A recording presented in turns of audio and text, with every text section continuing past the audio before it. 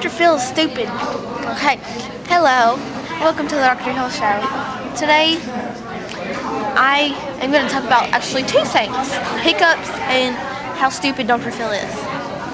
Okay, today, the hiccups, Dallas has them. She says stuff and she goes, yeah. And Dr. Phil is very stupid because he's bald. You know, and look at me, I got hair. And I'm young. And he's married, I'm not. See, you move the camera. Because you're going, yeah.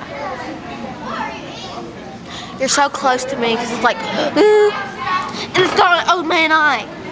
See? Me, Sarah eye, because it's on my face. Is this, yeah. Like I said on the bleachers a while ago.